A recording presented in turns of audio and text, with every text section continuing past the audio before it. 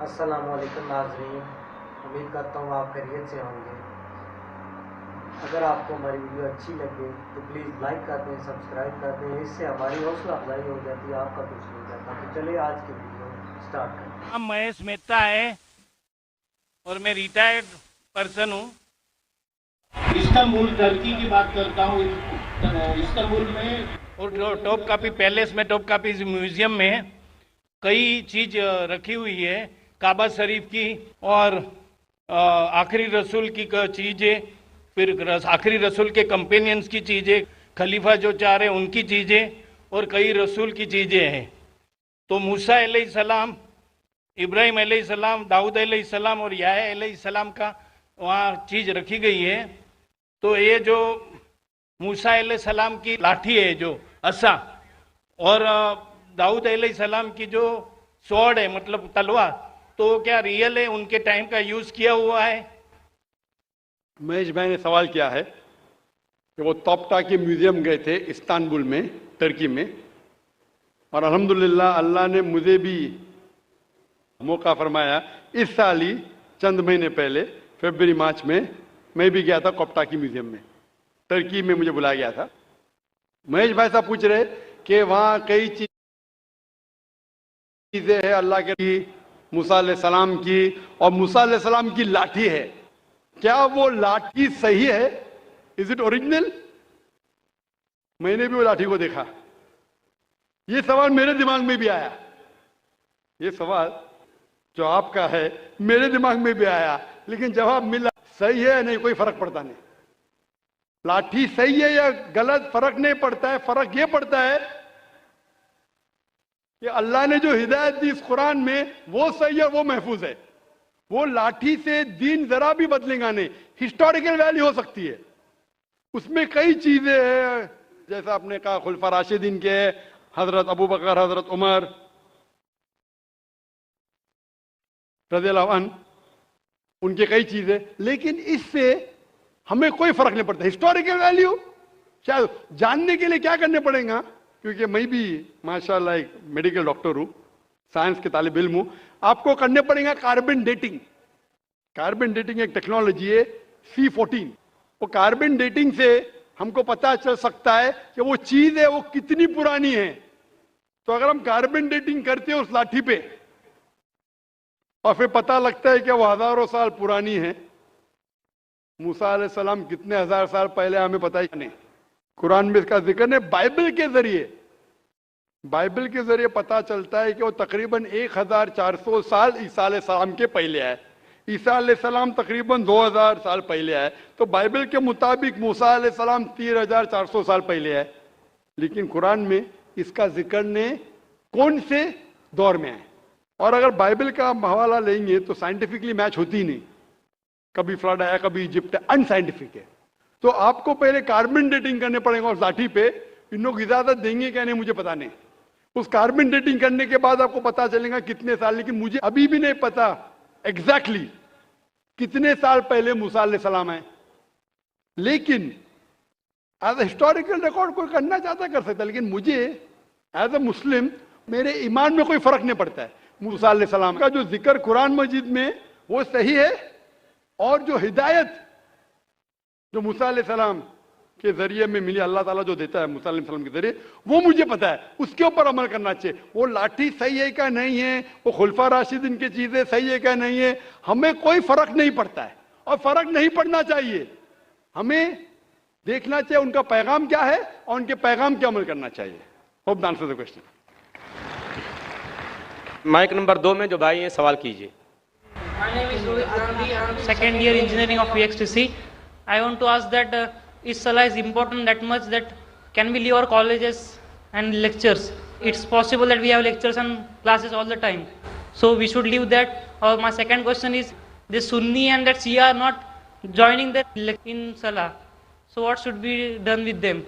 How we can improve them? Rohit بھائی نے 2 سوال پوچھا ہے۔ سوال کا جواب دینے سے پہلے میں یہ درخواست کرنا چاہوں گا میرے غیر مسلمان بھائیوں اور بہنوں سے، آپ کے پاس اگر کوئی بھی سوال ہے جو پوچھنا چاہتے ہیں، چاہے اسلام کے تعلق ہو یا دیگر مذاہب کے تعلق ہو، ہندوازم کے بارے میں یا کرسچینٹی کے بارے میں، عیسائیت کے بارے میں آپ بنا جھجک یہاں پوچھ سکتے. ہم کھلی آزادی دیتے ہیں ہمارے غیر مسلمان بھائیوں اور بہنوں کو کہ آپ جو بھی سوال پوچھنا چاہتے ہیں اسلام کے متعلق، یہ آپ کا سنہری موقع ہے. ایسا موقع ہمیشہ نہیں آتا. اکثر مذہبی لیکچر تقریر کے بعد کھلا سیشن نہیں ہوتا ہے جہاں آپ کوئی بھی سوال پوچھ سکتے، چاہے اسلام کے بارے میں ہو، ہندوازم کے بارے میں ہو، کرسچینٹی کے بارے میں ہو، جوڈائزم کے بارے میں ہو. آپ اگر میرے بات سے متفق نہیں ہیں پھر بھی آپ بول سکتے کہ ذاکر میں اس بات سے متفق نہیں ہوں، اور آپ پوچھ سکتے. کوشش کروں گا کہ جو بھی تھوڑا بہت علم مجھے ہے میں کوشش کروں گا آپ کی غلط فہمی دور کروں.